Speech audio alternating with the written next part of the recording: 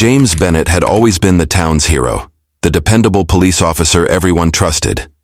But when he uncovered his wife Claire's secret affair, everything changed. What began as a man betrayed by the woman he loved spiraled into a chilling, killing spree, where James, the protector of the town, became its most unlikely predator. As his rage grew, so did the body count, and Claire's betrayal became the spark for a dark transformation no one saw coming. What happens when the very person sworn to uphold the law becomes its greatest threat? Officer James Bennett was a name that everyone in the small town of Maplewood trusted. He had spent nearly 2 decades patrolling its quiet streets, ensuring the safety of its citizens with a level of dedication that made him a hero in the eyes of the community. He was the type of person you called when you needed help, someone who would go above and beyond to ensure everything was okay.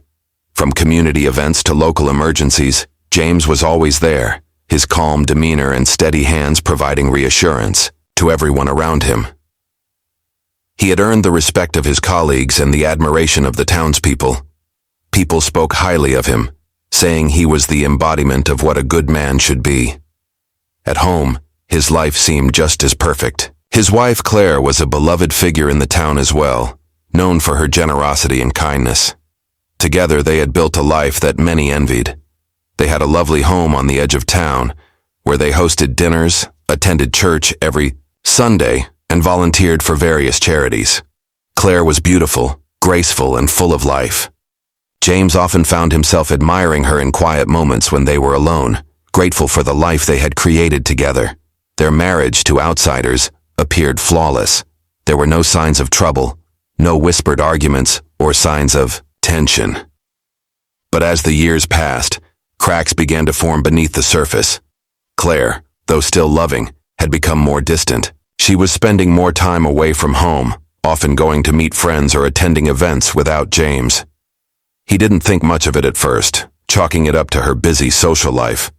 But soon, a feeling of unease began to creep into his mind. He had always trusted her completely, but something started to feel off. His instincts, honed through years of policing, began to pick up on things that seemed small, insignificant even, but deep down, he couldn't shake the feeling that something was wrong.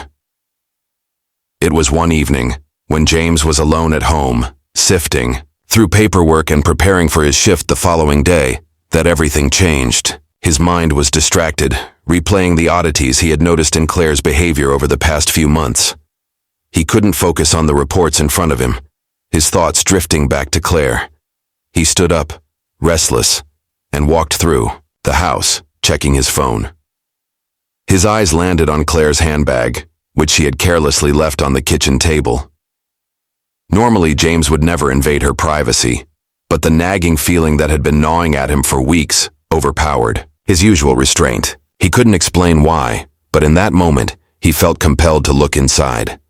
He opened the bag and rummaged through it until his fingers brushed against her phone. Claire's phone had always been a mystery to him. She had kept it locked, something she had never done before. James hesitated, but, driven by a sense of dread, unlocked it using the pattern he knew so well. As the phone screen lit up, a wave of panic swept over him. The first thing that caught his eye was a message. The name at the top of the thread was Mark Caldwell. James knew that name. Mark was a wealthy local businessman, always impeccably dressed. Someone who had been a fixture in the community for years. He didn't think much of their interactions before, but now, seeing their names on the same screen, an unfamiliar tension began to build in his chest. James scrolled through the messages. His stomach churned as he saw intimate exchanges between Claire and Mark, each text more revealing than the last. Photos, compliments, secret plans to meet. The messages painted a picture of something that had been brewing under his nose for months. The betrayal was sharp, sudden, and brutal. His hands trembled as he read on, but he couldn't stop. Claire had been having an affair with Mark. The realization hit him like a freight train, and the weight of it sank deep into his chest. His mind raced, trying to make sense of it, trying to understand how everything had gone unnoticed. The woman he had trusted above all else had betrayed him, and the man who had shared his life with him had been living a lie. James's heart pounded as he sat in the dark kitchen, Claire's phone now resting on the table in front of him. His mind was a whirlwind of confusion and rage. He had never suspected a thing, never thought for a second that Claire, the woman he had loved for years, could betray him in such a cruel way. The betrayal cut deeper than anything he had ever experienced. For hours he sat in silence, the images, the evidence of her affair with Mark Caldwell. It was as though the world around him had tilted, and everything he thought he knew about his life had been shattered. He felt a wave of nausea, but it just the shock of the affair that made his stomach turn. It was the helplessness. He was a man of control, a man who had lived his life with precision, always calm, always in charge. But now, sitting there in the dark, he felt like he had lost control of everything. His thoughts turned dark, and a cold anger began to build inside him, burning with intensity. He wanted answers, but more than that, he wanted to make her feel the pain he was feeling. The woman he had trusted, the woman who had been his partner, had shattered everything between them. He could feel his pulse quicken, his breath shallow. His training as an officer, his ability to remain calm in any situation, seemed to slip away. For the next few days, James acted as though nothing had changed. He went to work, met with colleagues, and interacted with the community as he always had. But behind his composed exterior, something was shifting within him. Every time he looked at Claire, he saw the lies in her eyes. Every time he heard her speak, he felt a surge of anger rising in his chest. He started to follow her, just a few steps behind, trying to catch her in a lie, trying to make sense of what had been happening in their lives. But the more he watched, the more he realized that he had no control over this situation, and that loss of control began to eat away at him. The man who had once been the town's hero now felt like a stranger to himself. The seeds of something darker were being planted in the depths of his mind. It was late one evening when James saw Mark Caldwell again. The sight of him so confident and carefree as he stepped out of his sleek car sent a jolt of fury through James's veins. Mark was oblivious to the fact that his life was already inextricably tangled with James's. He had no idea that the man who stood in the shadows, watching him with burning eyes, was the very one who had once trusted him. Mark had no idea that James had already seen everything, every message, every photo, every secret shared between him and Claire. And yet there he was, walking through the parking lot of his business, laughing, as if nothing in the world could touch him. Something inside James snapped. He hadn't planned it, not in the way one might expect a well-thought-out revenge. It was a raw, impulsive reaction to months of emotional torment. Without thinking, he got out of his car and began to follow Mark, his footsteps quiet on the asphalt. James's hand tightened around the baton he kept at his belt. He hadn't intended to use it, but the temptation was overwhelming. He could feel the weight of the badge on his chest, a reminder of who he was supposed to be, and yet that felt like another life entirely now. Mark turned around just as James approached, his face startled when he saw the officer standing too, close, a cold look in his eyes. James didn't speak. His body language said it all. Mark took a step back, his expression faltering for a split second. But James wasn't finished. He closed the distance quickly, and before Mark could react, he had grabbed him by the throat. The world seemed to slow as his grip tightened, and Mark's struggles grew weaker with each passing second. In that moment, James could taste the power. The sense of control he had been craving since he found out about the affair surged through him. It was the release of everything he had bottled up, every moment of humiliation, every bitter thought he had kept to himself. When it was over, Mark was left lying in the alley, his body lifeless, the cold pavement the only witness to what had transpired. James stood over him, panting, his heart racing. He looked down at Mark's body, almost in disbelief at what he had just done. But there was no time for remorse. The darkness inside him was already settling in, and James knew this wasn't the end. It was only the beginning. The news of Mark's death spread quickly through the town. At first, there was confusion, disbelief. How could something like this happen in Maplewood, a place where the worst crime was usually a petty theft? The police investigation was swift, but the lack of evidence left everyone grasping for explanations. Rumors began to circulate about Mark's business dealings, his relationships, his enemies. But the one thing everyone seemed to agree on was that it was a senseless killing, a random act of violence that had no clear motive. The town was shaken, but the tight-knit community soon resumed its routine, albeit with an undercurrent of fear and unease. James, still in shock from the violence he had just unleashed, played his part in the investigation. He was calm, composed as usual. To his colleagues, he appeared unfazed. They praised his professionalism, how he had helped keep the investigation on track despite the unsettling nature of the crime. Yet beneath the surface, James was anything but calm. He knew what he had done. And now, the hardest part was covering his tracks. For the next few weeks he worked tirelessly, making sure to steer the investigation away from anything that might connect him to Mark's death. He had learned from years of policing that the smallest detail could unravel everything. So, James kept his emotions in check, blending in with the other officers and continuing his duties. But each day, as he wore his uniform and helped with the investigation, a dark thrill ran through him. He had gotten away with it, and the power that came from being both the hunter and the protector exhilarated him. But just as the town was starting to settle back into its normal rhythm, something unsettling happened. Another body turned up. This time, Claire's best friend, Rachel. She had been missing for several days, and when her body was discovered in a secluded area of the woods, the town's fear deepened. The cause of death was strikingly similar to Mark's, strangulation. It was clear that whoever was behind these deaths was continuing their spree. As the investigation ramped up, the tension in the air thickened. The whispers in the town grew louder. Everyone was afraid. And yet, no one suspected the one person who had always been their rock. The officer who had protected them. The man they had all trusted. James Bennett was still hiding in plain sight. As the months passed, the string of murders continued. Each victim was tied to Claire's affair in some way, though the connections were becoming increasingly obscure. The town was on edge, its once calm streets now fraught with anxiety. Whispers of a serial killer spread through Maplewood, though no one suspected the quiet, dependable officer who had been part of the investigation from the very start. James continued to play his role as the town's protector, a mask he wore flawlessly as the fear and suspicion grew around him.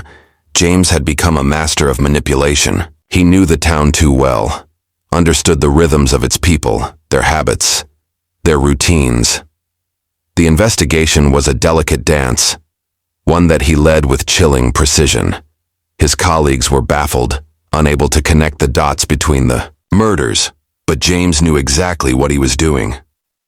Every time another body turned up, he subtly guided the investigation in the wrong direction, offering suggestions that led his fellow officers away from the truth. He had been careful, meticulous, knowing that one slip-up could unravel everything. But as the bodies piled up, something began to shift inside him. The murders were no longer just acts of revenge against those who had wronged him. They were something more. He began to see himself as an avenger, a figure of justice, doling out punishment to the people who had hurt him without ever having to answer for his own actions. Each death felt like a step closer to reclaiming the control he had lost. When he discovered Claire's betrayal, it wasn't just about vengeance anymore. It was about power, about taking back what he felt was rightfully his. Meanwhile, Claire remained oblivious to the full extent of James's actions. She had grown increasingly worried about the string of deaths, but her focus remained on their fractured relationship. She tried to reach out to James to make amends for the affair, but he grew colder and more distant with every passing day. There were moments when he seemed like the man she had once known, but those moments were fleeting. The man she had married was slipping away, and the officer standing before her now was someone she couldn't recognize. The investigation, too, was beginning to hit dead ends. With each new body, the police were more desperate for answers. They had no idea that the very man they trusted was the one responsible for the nightmare unfolding in their town. James, however, knew one thing. The longer he remained undetected, the more invincible he felt. As the months wore on, James's grip on his carefully constructed facade began to tighten. The murders were no longer random acts of revenge. They had become rituals, ways to reclaim control over a life that felt increasingly out of his hands. He became more calculating, more deliberate in his actions. Each new victim, was chosen with precision, a carefully selected piece in the twisted puzzle he had created. But with every death, a creeping unease started to take root inside him. The thrill that once accompanied each kill began to fade, replaced by an insatiable hunger. He needed more. James found himself constantly on edge. His colleagues, though still unaware of his role in the murders, were beginning to notice his growing instability. He became more irritable, more volatile. His outbursts at the station, though rare, were becoming harder to ignore. But it wasn't just his colleagues who were growing suspicious. James could feel Claire's eyes on him more and more. She had begun to withdraw herself, sensing the darkness in him that she couldn't explain. The moments when she tried to reach out to him only seemed to push him further away. She was no longer the woman he had once adored. To James, she had become a symbol of everything he had lost. The affair had shattered something deep inside him, and now every interaction with her felt like an affront. His anger toward her simmered beneath the surface, and he found himself becoming more resentful with each passing day. But it wasn't just Claire who fueled his rage. It was the town itself. The once peaceful, trusting community now seemed full of strangers. Everyone had unknowingly become part of his game, and every innocent face he saw was another reminder of his betrayal. As the investigation continued, James was careful not to let the pressure of the growing scrutiny show. He had been trained to stay calm, to mask his emotions, and that training had served him well. But the weight of his double life was beginning to take its toll. Each morning, he woke up to the quiet whispers of the community, the mounting pressure of his colleagues' questions, and the growing realization that he couldn't keep up this act forever. Yet, no matter how much the walls closed in, he couldn't stop himself. The need for control, for power, was too great. And as long as he remained in charge, as long as he kept his secret, he felt untouchable. The tension in Maplewood had reached a boiling point. Fear hung heavy in the air, seeping into every corner of the once peaceful town. The police were no closer to finding the killer, and rumors spread like wildfire. People were terrified to leave their homes at night, unsure who might be next. James had become more distant, even colder. His colleagues, sensing his increasing detachment, started to wonder if something deeper was going on with him. But to James, the fear that had settled over the town only made him feel more powerful. The game had evolved. What started as a personal act of vengeance had now become something much darker, something he couldn't escape even if he wanted to. One evening, while on patrol, James had a close call that shook him to the core. He had just finished another of his grisly tasks, dumping the latest victim's body in the woods, and was driving back to his house when he noticed a patrol car parked on the side of the road. It wasn't one of his usual colleagues, but it was a fellow officer from the force. The officer was standing outside the vehicle, leaning against the hood as if waiting for something. As James slowed down, the officer waved him over. His heart skipped a beat. For a moment, the entire world seemed to freeze. The thought of being discovered, of everything crashing down, made his pulse spike. James forced himself to act casual as he pulled up next to the patrol car. He rolled down his window and greeted the officer, who asked him if he was okay. It was a routine check, a simple question, but in that moment, it felt like the most dangerous thing anyone could have asked him. He could feel the officer's gaze, lingering just a bit too long, his curiosity piqued by James's unease. It took everything James had to suppress the adrenaline coursing through his veins and maintain his composure. He answered the officer's questions, kept his voice steady, and then quickly excused himself, driving away with his heart still pounding in his chest. The encounter rattled him. It wasn't just the fear of being caught. It was the feeling that his grip on everything was slipping. The officer's gaze, the way he lingered for that second too long, made James realize that his mask was beginning to crack. He couldn't keep this up forever. It was only a matter of time before the truth came to light, but in that moment he pushed the thought aside. He had to. The game wasn't over, and he wouldn't let himself lose. Not yet. The pressure on James continued to build, gnawing at him every day. He had always prided himself on his ability to maintain control, but now, with each passing murder, it felt as if the very fabric of his life was unraveling. The whispers in the town were growing louder, the police investigation more intense. His colleagues, though still unaware of his dark secret, were becoming more suspicious. James's once meticulous behavior had begun to slip. His temper, once something he had tightly held in check, now flared up at the slightest provocation. The rage he had been suppressing for so long was starting to surface in small, dangerous ways. Claire noticed it too. The distance between them had only grown. She was terrified, caught between guilt and fear, as the dark changes in James became more apparent. The man she had once loved, the man she had trusted, was slipping away from her, replaced by someone she didn't recognize. She tried to reach out, to apologize for the affair, but it was no use. Each time she spoke to him, he grew more distant, more cold.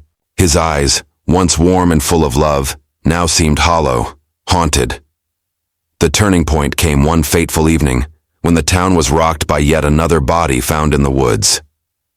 This time, it was a young man, a recent college graduate who had been trying to make a name for himself.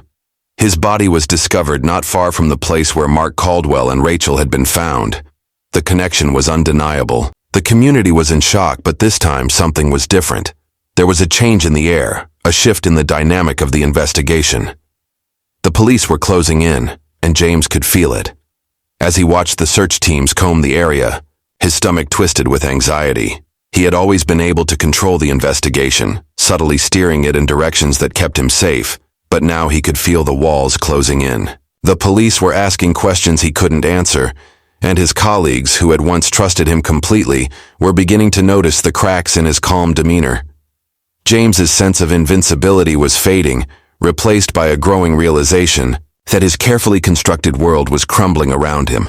But even as the walls closed in, James refused to break. He continued his role in the investigation, offering his insight, giving his input when asked, all while internally preparing himself for what was coming.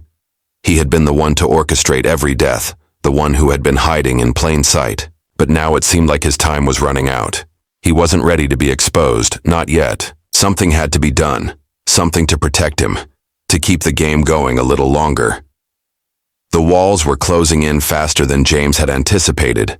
The police had started connecting the dots, narrowing down the timeline, and his nerves began to fray. He could feel their scrutiny growing sharper with each passing day. The investigation had reached a point where the pressure was unbearable, and yet he kept his composure. His life had become a delicate dance of maintaining the illusion of normalcy while keeping the truth buried deep within him. He knew he was walking a razor's edge, and one misstep could lead to his undoing. Claire had become more anxious, desperate, and increasingly aware that something was wrong with James. Her attempts to reconnect had only driven him further into himself. He had distanced himself even more, hiding his true feelings behind a mask of indifference. But there were moments when she would catch him staring at her with an unsettling intensity, as if he were studying her every movement, every word. She didn't know what had happened to the man she had once loved, but she could feel the darkness in him growing. Then, one evening, it happened. James had been out late, carefully erasing the last trace of his involvement in the latest death, when he returned home to find Claire waiting for him. She had a look on her face, a mixture of fear and determination. She had somehow found out everything. The affair, the murders, everything. Her trembling hands clutched a stack of police reports, photographs, and a journal she had discovered hidden in their home. James stood frozen, the weight of the truth settling over him like a suffocating blanket. The rage that had simmered in him for so long flared up, but there was no place left to hide. Claire's discovery was the final straw, the catalyst that broke the dam of his control. She was the last loose end, the last person who could unravel his carefully constructed life. For a moment, everything stood still. Then, with a grim finality, he made his decision. He couldn't let her expose him, not after everything he had sacrificed to maintain his secret. He moved toward her, but his mind was clouded, the cold calculation of earlier murders giving way to something more primal. It was clear now. He had crossed a line, one he couldn't come back from. Claire was standing in the way of his perfect escape, and he couldn't allow that to happen. In a heartbeat, it was over. The weight of his actions crashed down on him, but there was no time for regret. He had played the game for so long, had kept the truth buried so deeply, that he had lost sight of what he had once cared about. James was no longer the officer the town had trusted. He was something darker, someone whose descent into madness had consumed everything. The game was over, but it wasn't the end. His world had already collapsed, and the consequences would soon come crashing down on him.